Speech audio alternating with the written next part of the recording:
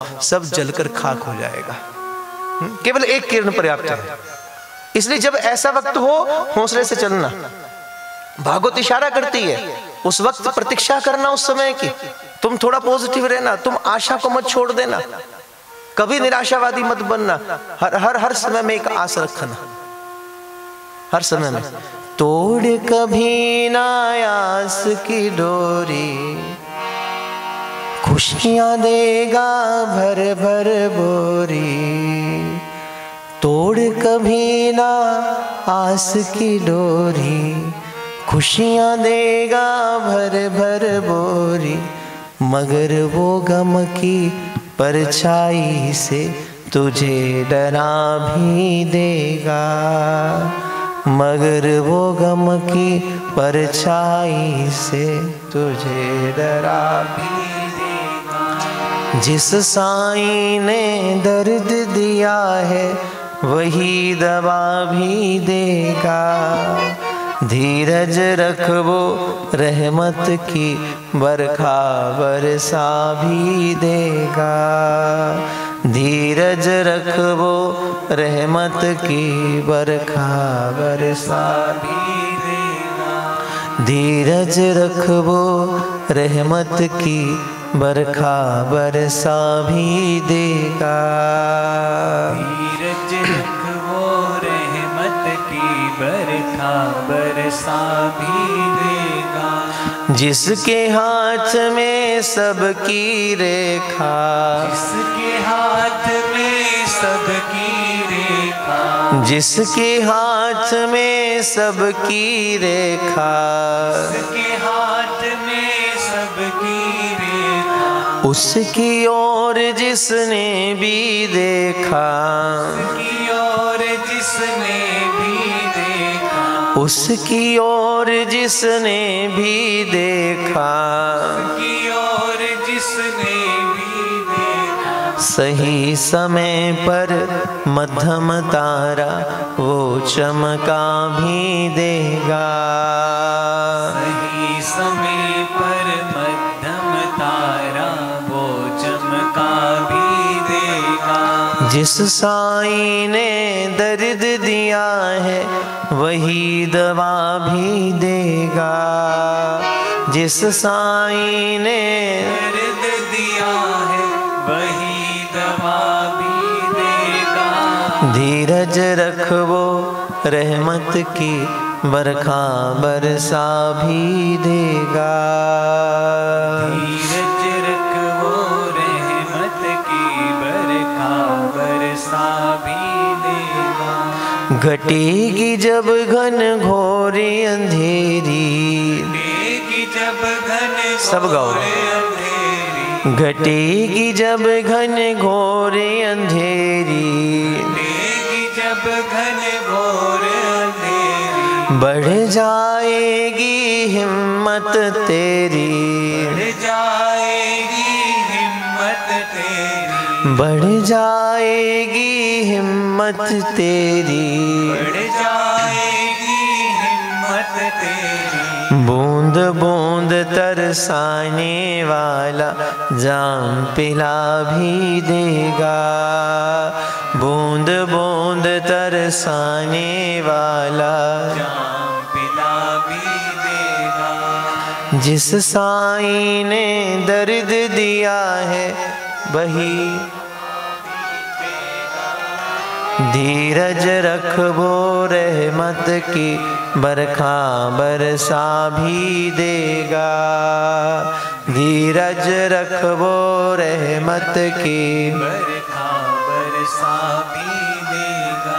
धीरज रख वो रहमत की बरखा बरसा भी देगा। विश्वास। भागवत आपके चित्त में विश्वास की सृजना करती है। भागवत आपके चित्त में एक पॉजिटिव वाइब्रेशन क्रिएट करेगी। हमेशा आशावादी रहिए महाराज, हमेशा कुछ भी हो रहा हो तभी आस रखिए मेरे गोविंद मेरे साथ है, ऐसी अनुभूति कीजिए। जैसे मैंने कहा ना कल भी, श्री हनुमान प्रसाद पोद्यार जी कहते कृष्ण का वरद हस्त, उनका करुणा भरा हाथ हर जीव के मस्तक पर है। लेकिन आप विश्वास कर लीजिए तो आपको बहुत जल्दी अनुभूति भी हो जाएगी। इसलिए हमेशा एहसास करो, मैं बैठी हूँ अकेले नहीं हूँ, मेरा गोविंद मेरे साथ है, मैं चलती हूँ कृष्ण मेरे साथ है। अंग संग सदा चलते फिरते उठते बैठते हर अवस्था में हर समय में अपने प्रीतम का अपने प्रभु का अनुभव करते रहिए, उनका एहसास कीजिए। सिर्फ एहसास है ये रूह से महसूस करो, प्यार को प्यार ही रहने दो, कोई नाम न दो। सिर्फ एहसास है, सिर्फ एहसास है ये रूह से महसूस करो, प्यार को प्यार ही रहने दो, कोई नाम न दो। सिर्फ एहसास है। इसलिए माया प्रभावित करती है हमारा। संसार की ब्यारू ऐसी है कि जो जीव संसार में आया वो संसार से आकर्षित होता है, और होगा भी क्यों नहीं। बनाने वाला महाराज इतना सुंदर है,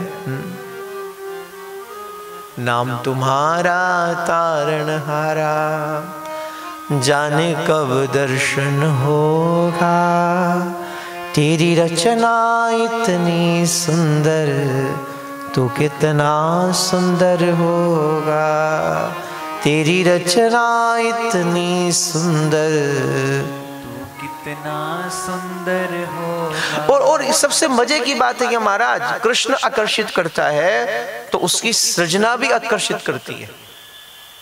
वही तो समाया इन पुष्पों में, इन लता पता में कौन है, ये सुंदर क्यों है। हर चेहरे के पीछे कृष्ण नहीं है, बोले वो गोरा है, वो काला है, वो सांवरा है, जहां जहां आपको ये तत्व नजर आएगा उसके पीछे, तत्व के पीछे जो परम सुंदरता है, जो मधुरिमा है, वो कृष्ण की है। और उससे मजे की बात यह है कि संसार ज्यादा आकर्षित करता है कि नहीं। कितने के मन को कृष्ण ने आकर्षित किया, कैलकुलेशन कर लीजिए, और कितनों को संसार आकर्षित करता है। संसार के आकर्षण की प्रबलता और अधिक है, और अधिक है महाराज, और होगी भी क्यों नहीं। बल्लभाचार्य कहते मन स्वभाव तो दुष्टा, मन का स्वभाव ऐसा है ये बार बार संसार के पदार्थों की ओर आकर्षित होता रहता है, क्योंकि एक जन्म की आदत नहीं, इसे अनंत जन्मों की आदत है। इस मन ने बार बार संसार का भोग किया है और इस वक्त इसे संसार के भोग की आदत है, इसलिए मन बिगड़ैल बन गया। ये बिगड़ा हुआ मन है, ये बार बार जाएगा, आकर्षित होगा।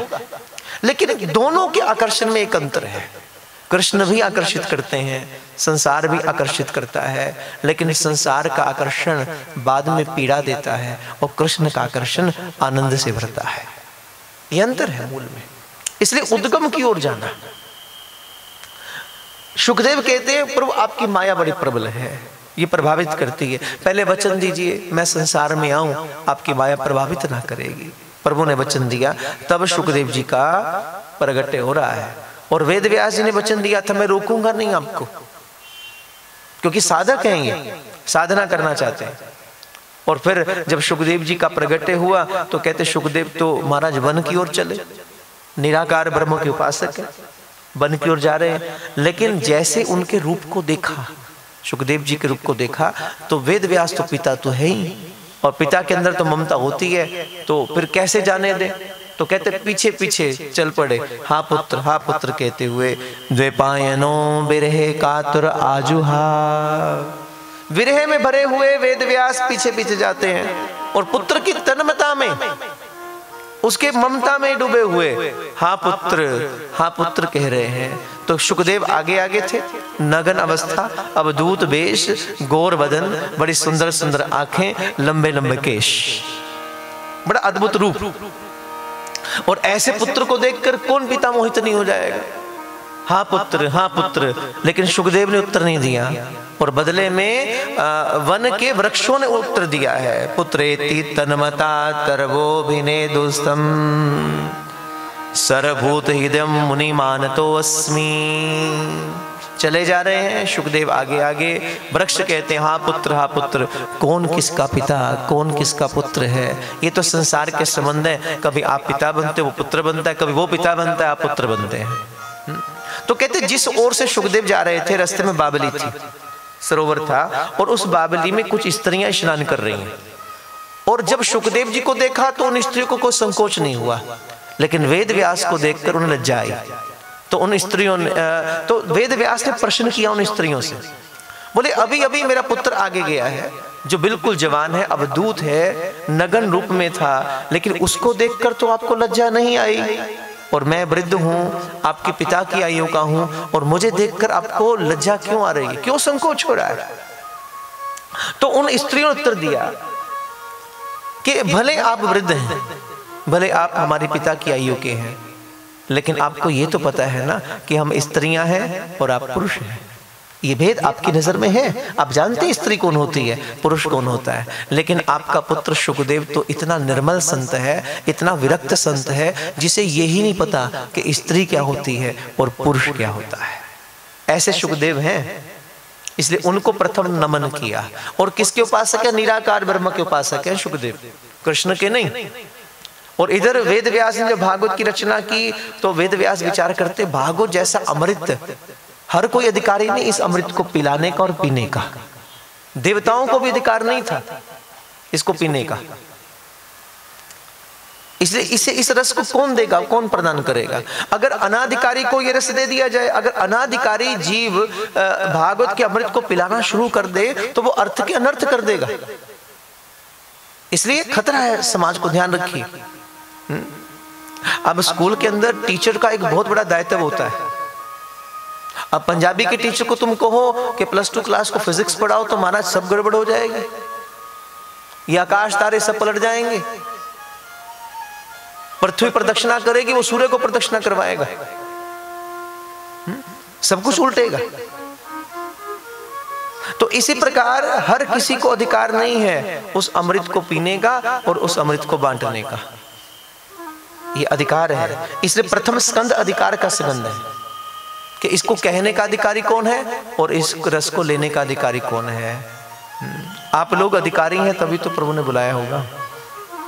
लाखों में किसी एक को चुनते हैं, अंदर की आवाज को सुनते हैं। महाराज देखो जिस पर करुणा है उसको प्रभु बुलाते हैं, वरना जिस पर कृपा नहीं करुणा नहीं, कोई करीब भी बैठा हो पास में बैठा हो वो भी आने का अधिकारी नहीं है। और जिस पर करुणा होगी वो बुलाएंगे, वो बहुत दूर से भी आ जाए, 1000 किलोमीटर दूर से भी चलकर आ जाएगा। इसलिए ध्यान रखिएगा, जो यहाँ बैठेगा जो यहाँ आएगा वो विशिष्ट समझ लीजिएगा आप अपने प्रयास से नहीं आ रहे हैं। मैं फिर बात को रिपीट करूं, केवल और केवल कृष्ण करुणा कर रहे हैं, कृपा कर रहे हैं, आपको चुनकर लेकर आ रहे हैं। हर जीव अधिकारी नहीं है, हर जीव अधिकारी नहीं। जिसको नहीं बुलाना वो उसके सामने कुछ भी क्रिएट कर दे, कैसी भी चाहे परेशानी चाहे सुख सुविधा उसके सामने रख दे, वो नहीं बुलाएगा जिसे नहीं बुलाना। और जिसको बुलाया है वो 100 बार धन्यवाद दो, कोटि कोटि धन्यवाद प्रभु आपने हमें चुना। लाखों में किसी एक को चुनते हैं, अंदर की आवाज को सुनते हैं। बस याद कर, गालो बस याद कर, ना यूं जीवन बर्बाद कर। हमारे यहाँ पत्नी को धर्म पत्नी कहते हैं, क्यों? महाराज पत्नी पत्नी धर्म सिखाती है। हाँ ये धर्म, ये जो आप यहाँ बैठकर सुन रहे हो ना महाराज, ये पति नहीं, ये पत्नी करवाती है। धर्म सिखाने वाली पति को पत्नी होती है। पति निर्माण करता है, बिल्डिंग बनाएगा, लेकिन बिल्डिंग को परिवार बनाने का काम किसका है? एक स्त्री का है, एक स्त्री का काम है। इसलिए थोड़ा पति को समझाओ महाराज, थोड़ा सामने बैठा करो। हाँ देखो, इशारों को समझो। कई बार इशारे जरूरी होते हैं। सिद्धार्थ जी ठीक है ना, अरे महाराज थोड़ा इधर उधर हो जाओ, चेहरा हमेशा सामने होना चाहिए। हाँ, जब तक आप सामने नहीं होंगे तब तक वो रस परिपूर्ण नहीं आएगा। देखो वैसे सिद्धांत ही, आप कहीं बैठ जाइए सुनने के लिए। बैठी रहूं कुंजन के कोने, बैठी रहूं कुंजन के कोने, श्याम राधिका गाऊं, किशोरी तेरे चरणन की रज पाऊं, मेरी लाडो तेरे गाओ, मेरी श्यामा तेरे वहीं बैठ जाइए। मेरी श्यामा तेरे बैठी रहूं कुंजन के कोने, बैठी रहूं कुंजन के कोने, श्याम राधिका गाऊं, किशोरी तेरे मेरी लाडो तेरे, यारज शिव सनकादिक राजत, यारज शिव सनकादिक राजत, यारज शिव सनकादिक राजत, यारज शिव सनकादिक राजत, सोरज शीश चढ़ाऊं, मेरी लाडो तेरे चरणन की रज पाऊं, मेरी श्यामा तेरे चरणन की रज पाऊं, किशोरी तेरे चरणन की रज पाऊं, मेरी लाडो तेरे। चरणन की रज पाऊं। धर्म कौन सिखाता है? पत्नी। तभी समस्त देवता अपने अपने काम करते हैं, लेकिन उनको परिपूर्ण रूप से धर्म माने हिंदू मुस्लिम सिख, ये धर्म नहीं है, ये संप्रदाय है। धर्म माने खोज, और अगर आप खोज नहीं कर रहे हैं तो आप मत कहिए कि आप धार्मिक हैं। धर्म का अर्थ बेसिकली अर्थ क्या होता है? कर्तव्य। हम कहते हैं पिता का पुत्र के प्रति क्या धर्म है, पुत्र का पिता के प्रति क्या धर्म है, पत्नी का पति के प्रति, भाई का भाई के प्रति, सेवक का स्वामी के प्रति, मित्र का मित्र के प्रति क्या धर्म है। धर्म माने कर्तव्य है। उस कर्तव्य का नाम धर्म है। इसलिए परिपूर्ण रूप से ध्यान रखिएगा, जहां धर्म है वहीं पर परमात्मा है, वहीं कृष्ण है, क्योंकि उसकी संस्थापना कृष्ण करते हैं। माने ये नहीं किसी हिंदू की किसी मुस्लिम की, नहीं, वो प्रेम की, वो कर्तव्य की संस्थापना कर रहा है। रणभूमि के अंदर अर्जुन भाग जाना चाहता है तो कृष्ण कर्तव्य ही तो सिखा रहे। तेरा धर्म क्या है? युद्ध करना। वर्ण की व्यवस्था क्या है? ये ब्राह्मण, ये शूद्र, ये क्षत्रिय, वैश्य, क्या है ये? किस रूप पर विभाजन इसका हुआ? आप कभी संस्कृति के पन्ने पलट कर देखिए, इतिहास के पन्ने पलटिए, विश्लेषण कीजिएगा, आपको अनुभूति होगी। ये वर्ण व्यवस्था क्या है? जैसे मान लीजिए कोई व्यक्ति पढ़ने में बहुत इंटेलिजेंट है, तो फिर एक चुनाव किया गया, 4 कैटेगरी बनाई गई। ये व्यक्ति पढ़ने में बहुत अच्छा है, ये कर सकता है, एजुकेशन ले पाएगा, ये वेद का ज्ञान ले सकता है, ये शास्त्र पढ़ सकता है, इसे बड़ा शौक है, इसको इंटरेस्ट है और बड़ी काबिलियत है, बड़ा एक्टिव है इसके अंदर। तो उसे एक ड्यूटी दी गई, तू सब वेदों का ज्ञान ले, तू इसको पढ़ना भी, इसको पढ़ाना भी, ये तेरा काम है, एजुकेशन लेना और एजुकेशन देना। और उसके बाद एक कैटेगरी बनी, तुम लोग व्यापार कर सकते हो, तुम्हारा मन इस तरह सक्षम है, ये तुम्हारी एक कैटेगरी है। और एक कैटेगरी बनाई गई, तुम में बल बहुत अधिक है, तुम्हें अस्त्र विद्या, शस्त्र विद्या, समस्त प्रकार का ज्ञान तुम ले सकते हो, तुम रक्षा का काम कर सकते हो, हमें सेना भी चाहिए, हमें ऐसे लोग भी चाहिए जो रक्षा कर पाए समय आने पर, और फिर एक कैटेगरी जो सेवा कर पाए, जो सबके लिए कुछ ना कुछ कार्य कर पाए, तो एक कैटेगरी उसकी बनाई गई। चुनाव किया गया किस में कैसी सक्षमता है। देखो आप इतने लोग बैठे हैं, सब में अपनी अपनी क्षमता है। हर कोई तो डॉक्टर नहीं बन सकता, हर कोई इंजीनियर नहीं बन सकता। जिसमें जैसी जैसी काबिलियत है वही तो करेगा। अब किसी का शौक बिजनेस में ज्यादा है, वो बिजनेस की ओर जाएगा, वो कॉमर्स लेगा, वो सीए करेगा, कुछ भी करे। अब किसी की कैपेबिलिटी साइंस ग्रुप की ज्यादा है, वो फिजिक्स में इंटरेस्ट रखता है, वो उस ओर जा सकता है। किसी का मैथ्स में इंटरेस्ट है, कोई व्यक्ति नौकरी करना ना चाहता है, वो उस ओर जाएगा। तो हर व्यक्ति की अपनी क्षमताएं हैं, अपनी कैपेबिलिटी है, और कैपेबिलिटी के बेस के ऊपर ही वर्ण व्यवस्था तैयार की गई है। और फिर उसके बाद क्या होता है कि एक वक्त आने के बाद परंपरा बन जाती है। परंपरा बन जाती है। अब कैसी परंपरा? मान लो आपका बिजनेस है, बहुत अच्छा चल रहा है, तो संभावना है, पिता सोचते मेरा पुत्र है तो वो मेरा बिजनेस संभाले, वो इसको और बढ़ाए। तो फिर वो चलती रही, बिजनेस चलता रहा, हर कोई व्यवस्था में शामिल होता रहा। जो ज्ञान दे रहे थे, ज्ञान ले रहे थे, उनकी व्यवस्थाएं, उनकी परंपरा ज्ञान तक सीमित रह गई। वो ज्ञान बांटते गए, वो फिर एक बहुत लंबे अरसे के बाद विभाजन हो ही जाता है। एक लंबे अरसे के बाद, बहुत लंबे अरसे के बाद फिर उसको नाम दे दिया गया कि जो एजुकेशन ले रहा है, जो ज्ञान का काम कर रहा है, वो ब्राह्मण है। जो व्यापारी है वो वैश्य है। जो ताकत का काम कर रहा है, रक्षा कर रहा है, वो क्षत्रिय का धर्म निभा रहा है। और जो सेवा का काम करता है वो शूद्र का काम कर रहा है। यहाँ कोई ऊंच और नीच का भेदभाव नहीं है। यहाँ केवल और केवल आपके कैपेबिलिटी के अकॉर्डिंग आपकी कैटेगरी बनाई गई है।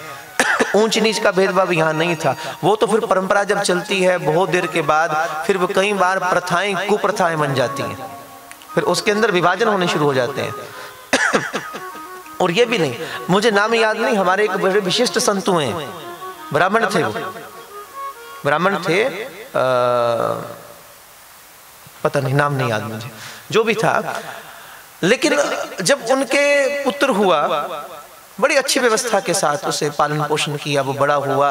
और फिर एक दिन ऋषिवर कहते हैं अपने पुत्र से, बेटे तू पैदा शूद्र हुआ है, मेरे यहाँ आने के, जन्म लेने के बाद अपने आप को ब्राह्मण मत समझ लेना। मैं यूं ही ब्राह्मण नहीं बना हूं। ब्राह्मण का अर्थ है जिसने ब्रह्म को जान लिया, जिसने अनुभूति कर ली, जिसने साधना करके अपने ईश्वर को पाया, जिसने ब्रह्म का एहसास किया, तब मैं ब्राह्मण बना हूं। तू अभी ब्राह्मण नहीं है। तू केवल मेरे यहाँ जन्म लेने के बाद अपने आप को ब्राह्मण मत समझ लेना, क्योंकि अभी तो शूद्र ही पैदा हुआ है। लेकिन उसके बाद जब तू ब्रह्म का ज्ञान ले लेगा, तब उस कैटेगरी में तू आएगा, उस व्यवस्था में तू आएगा, तब अपने आप को ब्राह्मण समझ सकता है। विश्वामित्र क्षत्रिय थे, आप सब जानते हैं, क्षत्रिय थे, लेकिन फिर साधना की, तप किया, और फिर एक दिन ब्रह्म ऋषि बन गए, ब्राह्मण बन गए। क्षत्रिय ब्राह्मण कैसे परिवर्तित हो गया? कास्ट नहीं है, जाति नहीं है, एक व्यवस्था है, एक कैटेगरी है। 10th तक बच्चे ने पढ़ा, मैथ में कमजोर था, साइंस में कमजोर था, अचानक कहीं ज्ञान मिला, कुछ मिला, कैपेबिलिटी बढ़ी, क्षमताएं बढ़ गई, और फिर +1 में आने के बाद नॉन मेडिकल ले ली, फिर उस और पढ़ा, फिर +2 की, फिर BSc की, MSc की, PhD कर ली। अब नहीं एहसास था कि 10th तक ये कुछ हो सकता है, फिर एकदम कैपेबिलिटी बदल गई, क्षमताएं बढ़ गई, कुछ एहसास हुआ, अंदर कुछ जागृति आई, और फिर एक दिन PhD कर गया, डॉक्टर का खिताब मिल गया। अब आपकी अपनी अपनी कैपेबिलिटी, आप किस कैटेगरी के अंदर है। इसलिए भागवत हर चीज की चर्चा करेगी, आपके जीवन के चारों आश्रमों की, आपकी जीवन प्रणाली कैसी होनी चाहिए, कैसी है। कृष्ण का जीवन अभी आपने सुनना, अभी तो जो लोग पहली बार सुन रहे हैं, मैंने कल भी कहा था, भागवत कहानी नहीं है, भागवत तो क्रांति है। शुक्रताल की धरती पर गंगा जी के तट पर एक महाराज परीक्षित बैठे हैं, जिसको श्रृंगी ऋषि का श्राप है कि 7वें दिन तक्षक नाग के काटने से तेरी मृत्यु हो जाएगी। यहां से इसकी शुरुआत होती है। परीक्षित कौन है? अभिमन्यु के पुत्र, उत्तरा के पुत्र, पांडवों के अंतिम वंशज, जो भारत के राजा है। और किस भारत के राजा? 7 द्वीप नवखंड से युक्त धराधाम के राजा हैं परीक्षित। और फिर एक भूल हुई थी जिसकी चर्चा आगे करेंगे। और फिर ऐसा कलिकाल का प्रभाव था परीक्षित के ऊपर कि कुछ अपराध हो गया संत के प्रति, तो श्रृंगी ऋषि ने श्राप दिया था कि 7वें दिन तक्षक के कारण तेरी मृत्यु हो जाएगी। और फिर जब खबर मिली राजा को, सब कुछ छोड़कर गंगा जी के तट पर शुक्रताल में पधारता है, संतों की शरण में गया है। आप मुझे उपाय बताइए कि 7 दिन में मुझे मुक्ति मिल जाए, 7 दिन में मुझे कृष्ण की प्राप्ति हो जाए, कोई ऐसा साधन मुझे बता दीजिए। यहां से इस कथा का प्रारंभ होता है, इस स्थान से। लेकिन अब ध्यान दीजिए, ये जो श्राप परीक्षित को मिला है कि 7 दिन तक्षक आएगा, तुझे काट लेगा, मृत्यु हो जाएगी, क्या ये श्राप परीक्षित को है? नहीं, ये श्राप हम सबको है। मृत्यु जब भी आएगी 7 दिन में आएगी महाराज। सोम, मंगल, बुध, वीर, शुक्र, शनि और रविवार, 8वां दिन ही नहीं बना, 8वां दिन ही नहीं है। जिसके जीवन में 8वां दिन वो बच जाएगा, लेकिन दिन ही 7 है। इसलिए जब भी मृत्यु आएगी 7 दिनों में आएगी। तो संकेत कर रही है कथा, समझ जाएगी। और उसी मुक्ति की बात भागवत अब करेगी। लेकिन कौन सी मुक्ति? मन को मुक्त करना है। मन जो अटका है, मन जो भटकाव के अंदर है, वो स्वतंत्र हो जाए किसी माध्यम से सही। और वो कब होगा? जब किसी सदगुरु की शरण मिलेगी। बिन संत शरण के, उसके चरणों के आश्रय के बिना मन मुक्त कभी ना हुआ और ना कभी हो पाएगा। कुछ क्रांति घटित होगी आपके अंदर, कुछ चेंज आएगा। इसलिए अभी भागवत नहीं शुरू हुई, मैं आपको बोल रहा हूं, अभी तो महात्मा की चर्चा चल रही है। भागवत खुदा जाने कब शुरू होगी, अभी महात्मा की चर्चा सुन लो पहले। कितना समय चलेगी पता नहीं। अभी तो नैमिषारण्य की धरती 88,000 संत बैठे। बिल्कुल वैज्ञानिक दृष्टि पर भी इसकी चर्चा सुनिएगा। 88,000 संत लोगों का समागम है, नैमिषारण्य की धरती है। कभी नैमिषारण्य गए आप लोग? नहीं गए? कौन? अच्छा, हाँ, हम तो इकट्ठे गए थे। हाँ ठीक है, बड़ी अच्छी जगह नैमिषारण्य, जहां पर पूरे वन है, वृक्ष ही वृक्ष है, और 88,000 संत लोग वहां पर रहते हैं उस धरती पर। मनु शत्रुपा जी ने जो साधना की थी भगवान को प्राप्त करने के लिए, वो इसी स्थान पर साधना की थी।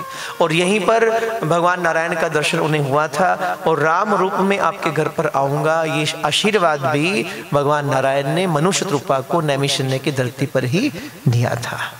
जितने भी पुराण हैं, जितने भी वेद शास्त्र है, उन सब की चर्चा प्रारंभ यहीं से हुआ था, नैमिषारण्य की धरती से।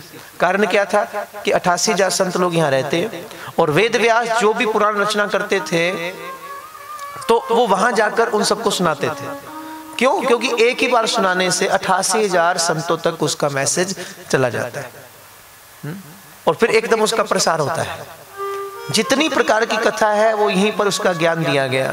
यहां तक कि इस संसार की सबसे छोटी कथा कौन सी है? सत्यनारायण की। उसका प्रसार भी कहां पर हुआ? ध्यान रखिएगा, मैं शब्द प्रयोग कर रहा हूं प्रसार, प्रचार नहीं कर रहा हूं। प्रचार में प्रसार में अंतर होता है। यहां प्रसार हो रहा है। अश्वमेध यज्ञ श्री रघुनाथ जी का राम जी ने यहीं पर किया था। लवकुश ने राम कथा इसी स्थान पर लवकुश घाट पर सुनाई थी राम जी को, इसी स्थान पर। और जगत जननी जानकी अम्बा का धरती में समाहित होना भी इसी नैमिषारण्य की धरती पर है। ये सब घटनाएं यहीं घटी हैं। और फिर भागवत पुराण का जो रसास्वादन है वो भी यहीं पर किया गया। 88,000 संत लोग हैं और 1000 वर्ष से यज्ञ कर रहे हैं, लेकिन मन को संतुष्टि नहीं हुई, तो विचार करने लगे आखिर ऐसा क्या किया जाए कि मन को तृप्ति मिले।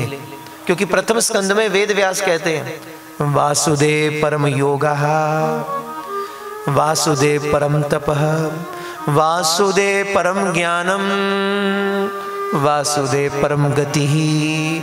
आप जो भी कर रहे हैं, मान लीजिए आप व्रत कर रहे हैं, उपवास कर रहे हैं, आप यज्ञ कर रहे हैं, आप पूजा कर रहे हैं, आप पाठ कर रहे हैं, आप कथा सुन रहे हैं, आप भजन कर रहे हैं, लेकिन आपकी किसी भी क्रिया का उद्देश्य श्री कृष्ण की प्राप्ति करना नहीं है, तो वो क्रिया केवल और केवल श्रम है, इससे ज्यादा कुछ नहीं है। इसलिए कुछ भी कीजिए, अंतर में लक्ष्य क्या होना चाहिए? कृष्ण की प्राप्ति करना। आप जप कर रहे हैं, किस लिए करो? कृष्ण के लिए करो। आप भोजन बना रहे हैं तो कैसे बनाओ? कृष्ण की याद में बनाओ, प्रभु के लिए बनाओ। और जब भोजन बने तो सबसे पहले श्री कृष्ण को भोग लगाओ। भगवान आप खाइए, आप इसे स्वीकार कीजिए। ये नियम होना चाहिए। जो भी करो अपनी हर क्रिया को सेवा बनाओ महाराज, जबकि हमारी तो सेवा भी क्रिया होती है। आप लोग 2 रोटी बनाते हो श्री ठाकुर जी के लिए, उनको अर्पण करते हो, लेकिन अपनी तो भी 2 रोटी कम बनाते हो कि नहीं? बोल वृंदावन बिहारी। आसन ले महाराज जी के लिए। देव श्री राधे। जय जय राधा रमण गिरधारी, जय जय राधा हरि बोल। जय जय राधा रमण गिरधारी,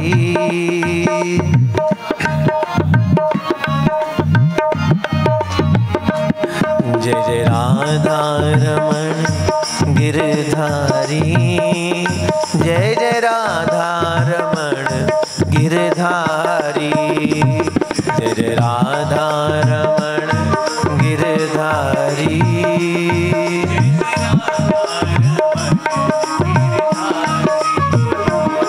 जय जय राधा रमण गिरधारी, जय जय राधा रमण गिरधारी,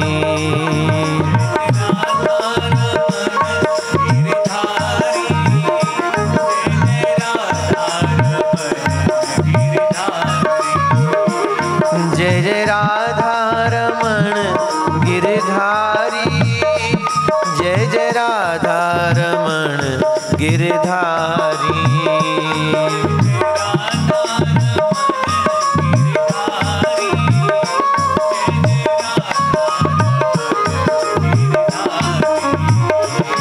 जय जय राधा रमण गिरधारी, जय जय राधा रमण गिरधारी।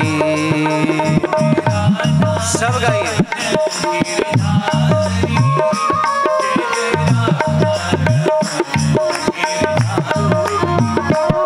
जय जय राधा रमण गिरधारी, जय जय राधा रमण गिरधारी,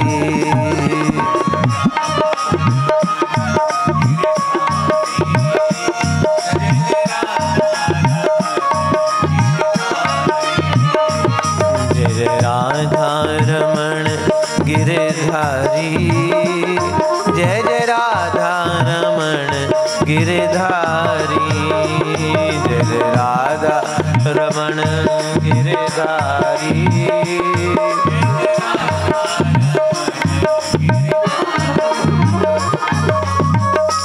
जय जय राधा रमण।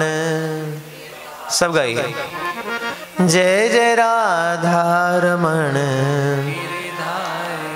गिरधारी, श्याम गिरधारी, गिरधारी श्याम बनवारी, गिरधारी श्याम बनवारी, गिरधारी श्याम बनवारी, जय जय राधा रमण गिरधारी, गिरधारी श्याम बनवारी। बोले श्री वृंदावन बिहारी। महाराज आप बड़े सौभाग्यशाली हैं, बहुत सौभाग्यशाली हैं। अरे जहाँ बिन बुलाए संत पहुंच जाए वहां समझना साक्षात श्री कृष्ण की अपार अनंत कृपा है, अनंत कृपा। और जब कथा चलते चलते संत दर्शन हो तो समझना भगवान ने आपकी भागो स्वीकार कर ली।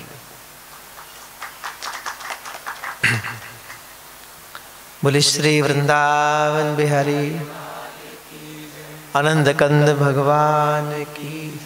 88,000 संत लोगों का समागम है। 1000 वर्ष बीत गया, यज्ञ चल रहा है, लेकिन अभी भी मन में तृप्ति नहीं हो रही है। अभी भी लगता है कुछ शेष है, कुछ और चाहिए, लेकिन क्या चाहिए ये कौन बताएगा, ये तो सदगुरु बता सकता है। और तब कहते परम संत सूत जी महाराज आए। जैसे अचानक आज देवा जी यहाँ आ गए हैं, तो ऐसे अचानक सूत जी भी आए नैमिषारण्य की धरती पर। और शौनक आदि ऋषि जानते हैं ये वही संत हैं जिन्होंने शुक्र ताल में गंगा जी के तट पर सुखदेव जी के मुखारविंद से श्री भागवत का अमृतपान किया है। तो प्रार्थना करते हैं। शौनक जी ने कहा, यहाँ 88,000 संत लोगों की ओर से शौनक जी प्रमुख रूप से कह रहे हैं। अज्ञान ध्वंत विध्वंस कोटि सूर्य संप्रभा, सूत कई कथा से कथा ममर कर्ण रसायनम। गुरुदेव हमें वेद नहीं सुनना, हमें शास्त्र नहीं सुनना, हमें तो समस्त वेदों का शास्त्रों का कुछ सार सुनाइए। वृक्ष कैसे लगा, उसका बीजारोपण कैसे हुआ, वो कैसे अंकुरित हुआ, कैसे फल आए, हमें कोई अर्थ नहीं है। हमें तो केवल उस फलों का रस पिलाइए, जबकि फलों के रस में तो पूरी वृक्ष की व्यवस्था है ना। वो विराटता कैसी है हमें वो समझाइए। कभी ध्यान दीजिए, एक छोटा सा बीज है ना, ये यात्रा कैसी है। एक छोटे से बीज को विराट वट वृक्ष के सामने लेकर जाइए। वट वृक्ष देखा है ना, आप सबने देखा होगा। उसका बीज देखा है? नहीं देखा। बिल्कुल छोटा सा, चाय की पत्ती के दाने जितना होता है, केवल इतना सा बीज है, और उस इतने से बीज में इतना बड़ा वट वृक्ष छिपा हुआ है। कभी उस बीज को वृक्ष के सामने लेकर जाइए और बीज से कहिए ये तू है, क्या वो यकीन करेगा? नहीं करेगा। क्यों? उसे वहां का अनुभव करने के लिए धरती के गर्भ में जाना पड़ेगा, मिटना पड़ेगा, गलना पड़ेगा, सड़ना पड़ेगा, उस अंधकार को सहना करना पड़ेगा, फिर ना जाने कितनी तपश्चर्या करनी पड़ेगी, कैसे कैसे दुख विक्षेपताओं को सहना है, फिर उसका अंकुरण होगा, फिर वो पौधा बनेगा, फिर बाहर की आंधी तूफान बरसात ना जाने क्या क्या, धूप प्रचंड अग्नि, सबका सामना करना है। फिर कितने समय लंबे वर्षों तक प्रतीक्षा करनी है, फिर कितने वर्षों के बाद धीरे धीरे पौधे से वृक्ष के रूप में परिणत होगा, फिर एक दिन आएगा वही छोटा सा बीज विराट वट के वृक्ष के रूप में परिणत हो जाएगा। लेकिन अब एक खतरा पैदा हो गया। वो क्या? कि जो बीज ये जानना चाहता था कि एक दिन मैं क्या बन सकता हूं, वो विराट तो हो गया लेकिन अब बीज नहीं रहा। अब बीज थोड़ी रहा। जो जानना चाहता था मैं क्या बन सकता हूं, वो बीज ही नहीं रहा। इसलिए हर बीज की संभावना है, ध्यान रखिएगा। बीज की संभावना होती है कि एक दिन वो विराट वृक्ष के रूप में परिणत हो जाए, लेकिन बीज अपने अंदर झांक कर नहीं देख सकता कि मैं एक दिन क्या बन सकता हूं। लेकिन मानव को, व्यक्ति को प्रभु ने यह संभावना दे रखी है कि हम लोग अपने भीतर झांक सकते हैं, अपने भीतर देख सकते हैं कि एक दिन मेरी क्या बनने की संभावना है। और भागवत आपकी उसी संभावना को जागृत करती है। भागवत आपको कृष्ण तक लेकर जाती है, एक बात तो ये होगी, और दूसरी भागवत आपको कृष्ण ही बना देती है। कृष्ण तक लेकर जा रही है। यहां अपना अपना एहसास है। दूर समुद्र है, महासागर है, और कोई व्यक्ति दूर खड़े होकर उस महासागर की लहरों को देख रहा है। दूर खड़े होकर उसकी आती जाती हर लहर को देख रहा है, और कोई व्यक्ति उसके करीब जा रहा है, और कोई ऐसा भी है जो उन लहरों को छूकर देख रहा है, और कोई ऐसा भी है जिसे उस सागर के अंदर भी कुछ गंदगी नजर आ जाती है, कुछ ना कुछ। और कोई ऐसा भी है जो उस महासागर की गहराई में उतरता है, बहुत नीचे, बहुत गहराई में, और वहां से मोती चुनकर बाहर ले आता है। सागर तो एक ही है, लेकिन देखने वालों की नजर अलग अलग है, सबकी कैपेबिलिटी अलग अलग है, सबकी पात्रता अलग अलग है। कोई इसी प्रकार से यहाँ भी 7 दिन कृष्ण के प्रेम का महासागर बह रहा है, महासागर। और कोई तो उस महासागर को दूर से देख रहा है, कोई उसी की लहरों को देख रहा है, और कोई ऐसा भी हो सकता है जिसको कुछ ना भी मिले। होता नहीं, पात्रता की बात कर रहा हूं। महासागर में सब कुछ है। और कोई ऐसा भी होगा जो इस कृष्ण रूपी करुणा के प्रेम के महासागर में उतरेगा, और उतरकर ना जाने कैसे कैसे हीरे मोती चुनकर बाहर लेकर आएगा। अब ये आपकी कैपेबिलिटी है। कि आप इसमें 7 दिन बैठकर क्या चुनेंगे, क्या खोजेंगे, क्या निकालेंगे। क्योंकि ये तो प्रत्यक्ष प्रमाण है इस बात का कि अगर नर सुने तो नारायण हो जाएगा। ये कृष्ण को मिलाने वाली कथा या फिर कृष्ण बनाने वाली कथा आपको ही कृष्ण के रूप में कन्वर्ट कर देगी। अब सुनना, प्रमाण देंगे संत कुमार, साथ साथ में प्रमाणता भी है इसकी। इसलिए जीवन की हर समस्या का जिक्र भागवत में है, तो जीवन की समाधानों का जिक्र भी भागवत के अंदर है। ये हमारे जीवन के साथ प्रत्यक्ष जुड़ी हुई है। नैमिषारण्य के संत लोग कहते हैं हमने इतने हजारों वर्ष तप किया, साधना की, यज्ञ किया, लेकिन ना जाने मन क्यों तृप्त नहीं हो पा रहा।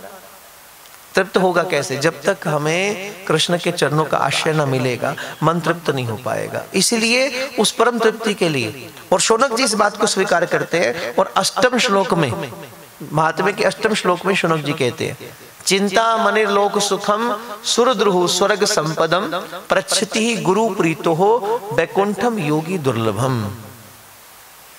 जिसको चिंतामणि मिल जाए, चिंतामणि पारसमणि मिल जाए, उसको संसार का सुख मिल जाएगा, हर सुख मिलेगा।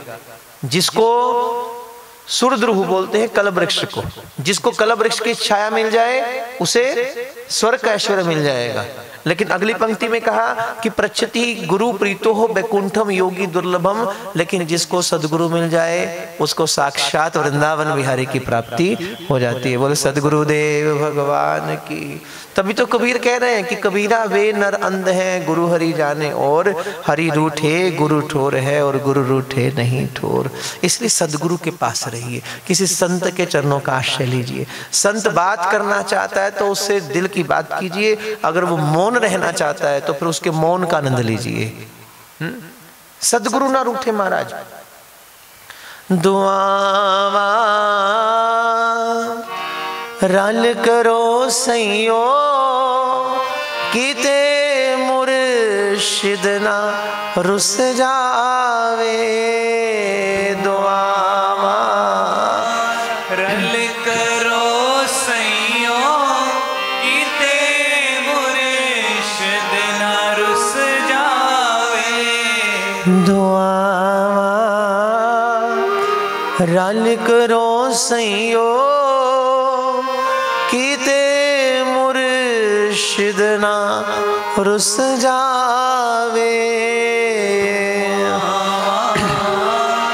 रल करो सैयो कीते मुर्शिद ना रुस जावे।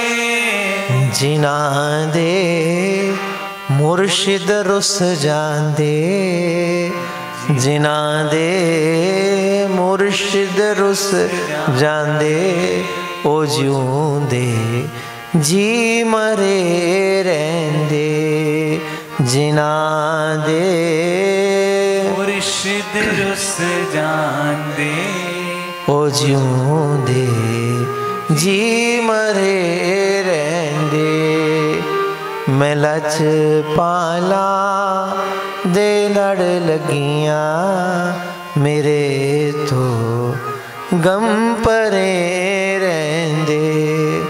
मैं सद गुरुआं दे लड़ लगियां, मेरे तो गम परे रहंदे। मैं सद गुरुआं दे लड़ लगियां, मेरे तो गम परे रहंदे। सतगुरुआं दे लड़ लगियां, मेरे तो गम परे रहंदे। मैं सद गुरुआं दे लड़ लगियां, मेरे तो गम परे रहंदे। दे लड़ लगियां, मेरे तो गम परे रहंदे।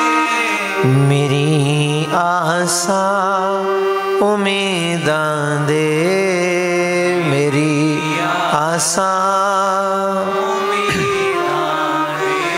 सदा बूटे हरे रहंदे मेरी आसां उम्मीदां दे सदा बूटे हरे रहंदे कदे भी लोड़ नहीं पैंदी मैनू दर दर तो मंगने दी कदे भी लोड़ नहीं पैंदी मैनू दर दर तो मंगने दी कदे भी लोड़ नहीं पैंदी मैनू दर दर तो मंगने दी लोड़ नहीं पैंदी मैनू दर दर तो मंगने दी मैं सदगुरुआ दी मंगतियां मैं